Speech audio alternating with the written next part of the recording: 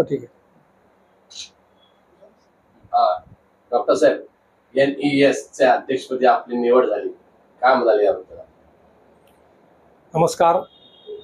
NES ही neuro equilibriometric society of India अशी एक संघटना आहे. चक्कर येणे, कान व मेंदू याच्याशी संबंधित आजार, त्याच्यासाठी लागणारे उपचार, ऑपरेशन्स, बहिरेपणासाठी होणारे कॉक्लिअर इम्प्लांट वगैरे ऑपरेशन, या सर्व संदर्भात ही संस्था कार्य करते. मागील कलकत्ता येथे झालेल्या NESच्या वार्षिक सभेमध्ये माझी राष्ट्रीय अध्यक्ष म्हणून निवड करण्यात आली आणि ही एक खूप चांगली संधी आहे असे मी समजतो. महाराष्ट्राला मिळालेला हा बहुमान आहे आणि यापुढे या दृष्टीने आपल्याला जनजागृती करणे, चक्कर येणे याविषयी लोकांमध्ये अवेअरनेस निर्माण करणे, तसेच वेगवेगळे कान आणि मेंदू याच्या मधल्या भागातील जे गुंतागुंतीच्या ज्या शस्त्रक्रिया होतात त्याबद्दल लोकांना माहिती देणे, ज्युनियर ENT सर्जन्स आणि पोस्ट ग्रॅज्युएट स्टुडंट्स यांना या दृष्टीने ट्रेन करणे, अशी विविध कामे या संघटनेमार्फत आम्ही करत असतो आणि ते काम मी पुढेही चालू ठेवणार आहे. डॉक्टर साहेब, मराठवाडा महाराष्ट्रभर आपलं नाव आहे. मागील 40 वर्षापासून औरंगाबाद संभाजीनगर जिल्ह्यामध्ये आपण काम करताय, खूप मोठं नाव आहे. आतापर्यंत आपलं कार्याचं थोडं अवलोकन करा. किती ऑपरेशन केले आणि तुमची कार्यपद्धती कशी राहिली? मी 1984 साली पास झाल्यानंतर BJ मेडिकल कॉलेज पुणे येथून पास झाल्यानंतर औरंगाबादमध्ये कान नाक घसा व्यवसायाची प्रॅक्टिस सुरू केली आणि बहिरेपणासाठी शस्त्रक्रिया हा माझा विशेष इंटरेस्टचा भाग राहिला आधीपासून. त्यासाठी आपण टिम्पॅनोप्लास्टी, स्टॅपेक्टॉमी अशा वेगवेगळ्या शस्त्रक्रिया मी करत आहे गेली 40 वर्ष. गेली 10-12 वर्ष मूकबधीर मुलांसाठी कॉक्लिअर इम्प्लांट हे ऑपरेशन EDIP या स्कीमखाली आपल्या येथील युनायटेड सिग्मा हॉस्पिटल हे रेकग्नाइज सेंटर आहे आणि तिथे आपण गेली 10-12 वर्ष हे ऑपरेशन आपण रुटीनली करत आहोत.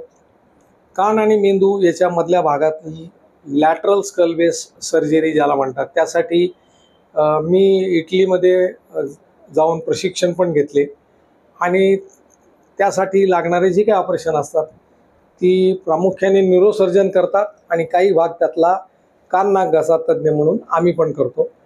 अशा प्रकारे हे कार्य चालू आहे. आपण संघटनेत पण काम करत आहेत. जिल्ह्यात किती ENTचे सर्जन डॉक्टर्स आहेत? आपल्याकडे औरंगाबादच्या कान नाक घसा संघटना, कान नाक घसा तज्ज्ञ डॉक्टरांची जी संघटना आहे त्याचा मी संस्थापक अध्यक्ष आहे. आम्ही जेव्हा ही संघटना सुरू केली त्यावेळेला जेमतेम 10-12 लोक आपण होतो, परंतु आता जवळजवळ 90 कान नाक घशाचे तज्ज्ञ या संघटनेत प्रॉपर औरंगाबादचे म्हणून मेंबर्स आहेत. आपली एक AOI किंवा औरंगाबाद ENT सर्जन असोसिएशन अशी एक संघटना आहे.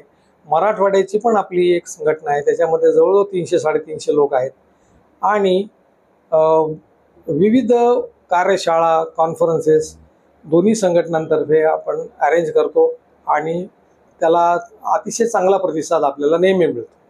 डॉक्टर साहेब, 40 वर्षापूर्वीची आपली शिक्षण घेण्याची पद्धती ENT मध्ये आणि आता झालेला त्याला बदलाव याबद्दल काय म्हणाल? अतिशय खूप बदल या सगळ्या पद्धतींमध्ये आहेत.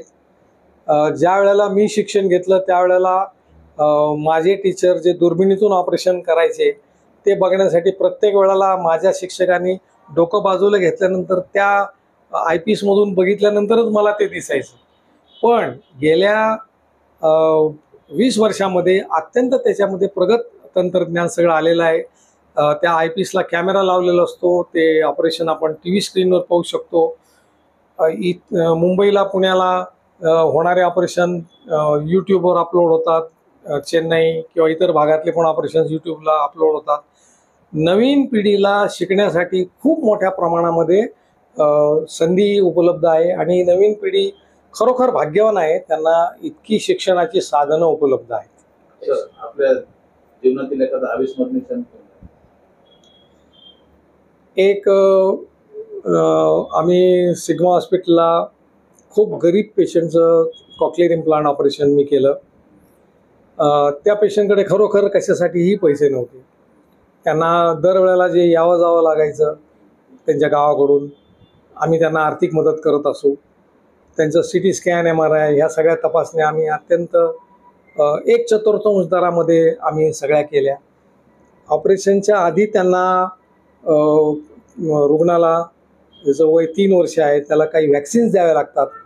तर ती वॅक्सिन्स आम्ही अत्यंत होलसेलच्या दरामध्ये म्हणता येईल पेक्षाही कमी आम्ही त्याला उपलब्ध करून त्याला दिले. आणि त्या पेशंटचं ऑपरेशन झाल्यानंतर तेव्हा जे घरी जाऊ लागले तर त्या माऊलीने माझे पाय धरले. हा माझ्या आयुष्यातला सगळ्यात मोठा संस्मरणीय प्रसंग आहे. त्या माऊलीला मी म्हणालो, पाय माझे धरू नका, देवाचे पाय धरायचे असतात. एक शेवटचा प्रश्न असा होता, राष्ट्रीय अध्यक्ष म्हणून तुम्ही काय काम करणार, नेमकं काय काम करणार? याच्यामध्ये मुख्य उद्देश जो आहे की चक्कर येणे, कान आणि मेंदू याच्यामधल्या भागाचे जे ऑपरेशन आहेत त्याच्याबद्दल ज्युनियर डॉक्टर्सना ट्रेनिंग देणे, पोस्ट ग्रॅज्युएट स्टुडंट्सना वेगळ्या वेगळ्या पद्धतीने वेबिनार आहे, वर्कशॉप आहे, आम्ही ट्रेनिंग देतो. हँड्स ऑन कोर्सेस ज्याला आम्ही म्हणतो, की प्रत्यक्ष मशिनरी जी आहे चक्कर येण्यासाठी लागणारी ती कशा पद्धतीने हाताळावी, त्याचे रिझल्ट्स कसे असतात, त्याचे इंटरप्रिटेशन काय असतं, याविषयी आम्ही ज्युनियर डॉक्टर्सना, आम्ही पोस्ट ग्रॅज्युएट स्टुडंट्सना आम्ही ट्रेनिंग देतो. पूर्ण नाव सांगा. मी डॉक्टर रमेश रोहिवाल, कान नाक घसा तज्ज्ञ व चक्कर येणे याविषयी मी गेली 12-15 वर्ष काम करत आहे संभाजीनगर, औरंगाबाद येथे.